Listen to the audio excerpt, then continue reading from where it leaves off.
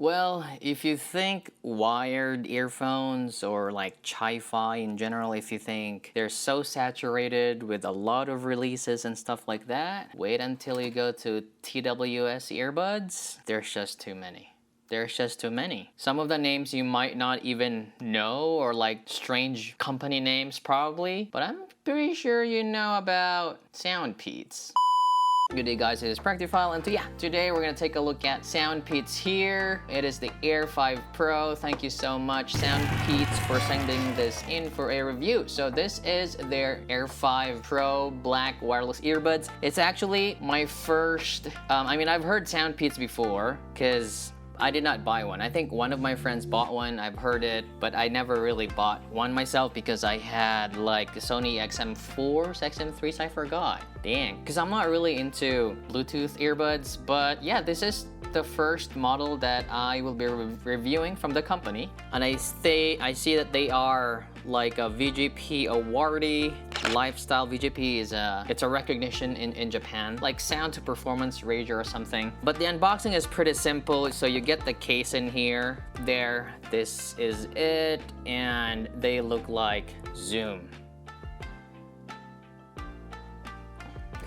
I'll just use my B-roll. At the back of the box, it says here it's Bluetooth version 5.4, frequency response 20 Hz to 40. They always say that, 20 to 40. A maximum distance is 10 meters. Playtime is 7.5 hours and 37 hours with the charging case. That's pretty good on paper. And the capacity is 35 mAh for the earbuds, 520 mAh for the charging case. So actually on paper, it's pretty good. It does feature, I think this has a single DD 10mm PU peak dynamic drive. It's a single DD, it's a dynamic driver. They did say that it delivers clear highs, rich mids, and deep punchy bass with low distortion.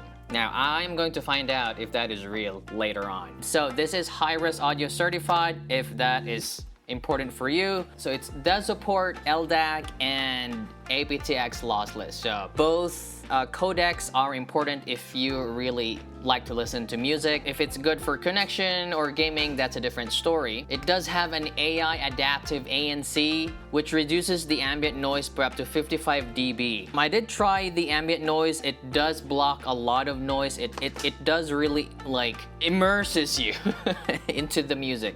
Sometimes I turn off the like the ANC because for me, like in any earbuds that I try, the ANC seems to boost the bass and everything. Just sometimes I want to listen, when I listen to music, I just want to hear it very open, you know? I mean, not open that I can hear outside noise, but sometimes I just feel like with the ANC on, it's not so natural for me, if that makes sense. So it's very, very light. It probably just fits at the palm of your hand. It doesn't really feel cheap. So it does support dual device connection, and more importantly, it is IPX5 water resistant, or splash resistant. So like for workouts, stuff like that, they should be okay. So I guess that is all for the non-sound aspects of the Air 5 Pro. Let us now move on to sound. So yeah, it's a little bit important for me, and let's look at the graph of the Air 5 Pro first. So it looks like that one. Yeah,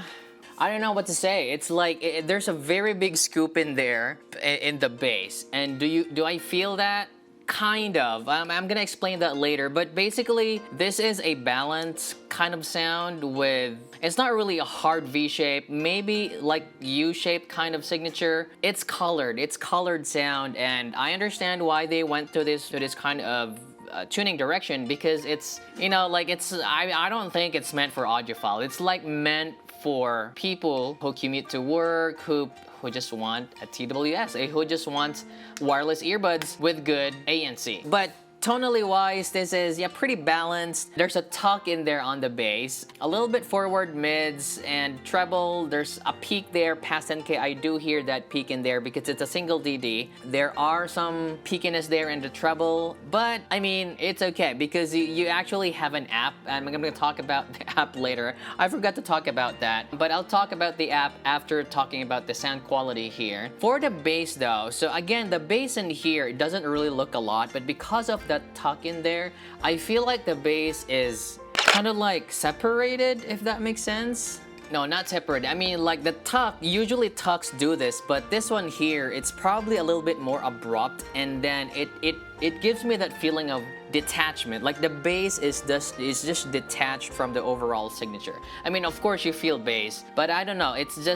Maybe it's just the tuck. It's just too deep for me. For the mids though, the mids are clear sounding. They're a little bit forward. They're natural. I don't feel them to be really peaky at all. But sometimes this peak in here, around 1.5 to 2K, it may make females' vocals a little bit shoutier. It doesn't really affect males, but more of the female vocals, you know, when they belt, you may feel a little bit of shout in there. Treble is just probably okay. Again, I did mention that you might hear a little bit of peaks in there, but again, it also depends on your ears.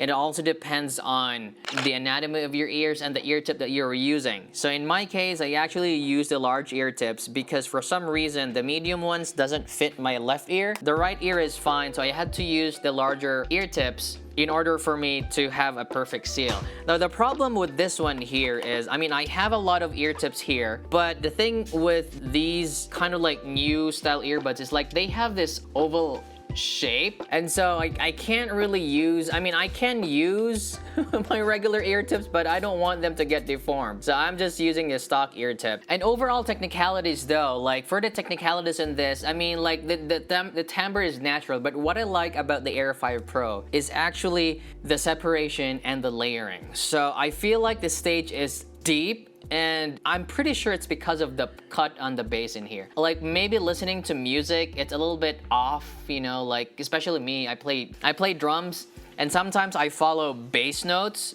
because bassist and drums, you know, we work in tandem, and I feel it's a little bit detached, so that's why it's a little bit off when listening to music. However, when you watch like videos or movies, it felt like I was in a theater. If you know, it was just so immersive. There was this layers of separation in there, and that was amazing. It's just amazing. So I think these are really good for like overall use, like watching videos on YouTube or movies, or just like, you know, like listening to music. I think it's fine. So yeah, I guess that is for the sound. And talking about the app though, at first I didn't really like it. I honestly thought I didn't want to review it because it graphed so weird. I don't know, I think I still saved it, but if I've saved it, this is what it looked like when I graphed it first. But then, yeah, I mean, Paul Wasabi, you know Paul, right? And then he commented on the Discord like, hey, why is yours like graphing weird? Because I knew that my unit didn't graph like the other squiggers have, and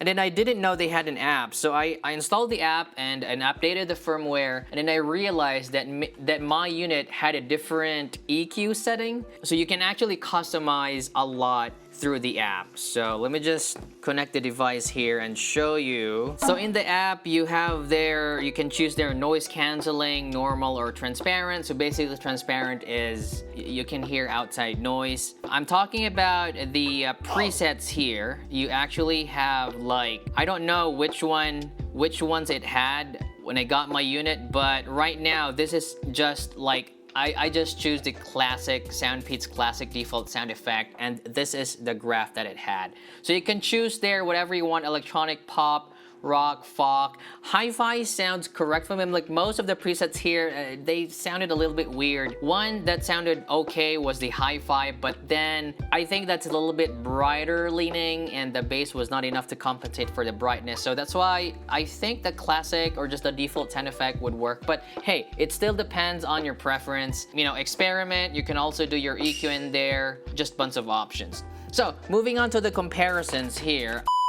Because again, I forgot to tell you, these are priced around 60 bucks, like that, 50 to 60 bucks. Yeah, I honestly have not tried a lot of TWS earphones, but let me try my best to compare it to IEMs that I have listened and graphed. So I'll start with Carol first, KZ Carol, because Carol is cheaper. So the graph of the Carol looks like that one over there. Personally, I would pick the Carol because for me, the Carol sounds correct sounding. Although there's also a tuck with the Carol, but at least it's not as abrupt as the Air 5 Pro. For movies though, I do think that the Air 5 Pro excels on that layering, but for music, I think the Carol would do the job just fine. And the Carol is also cheaper. I think they're sold like 30 bucks or something. It's half cheaper. Build quality wise though, I do think that these are built better than the Carol. So if you really have that cash, long battery life, and just overall build quality, I think the Air 5 Pro is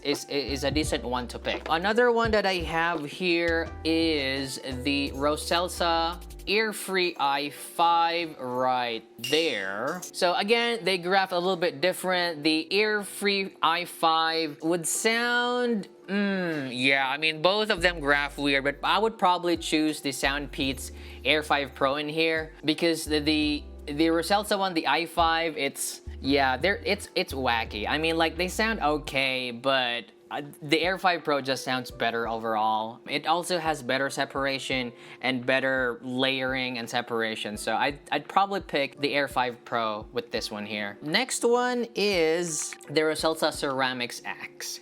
Now this one here, right there, as you can see, it closely follows my target. No doubt, I would actually choose the Roselsa Ceramics X. How much are these now though? Like, Roselsa Ceramics X right now is like 37 bucks, 40 bucks, like that. So these are much cheaper. So if you are concerned about, or if you care about music quality and sound quality, I think this is the one to get. But really, like, you can't go wrong with either. But this is just me personally. The Ceramics X just sounds high res. it sounds closer to wired earphones, honestly. And I listen to this every day, watching videos on YouTube while sitting. You know where I'm sitting.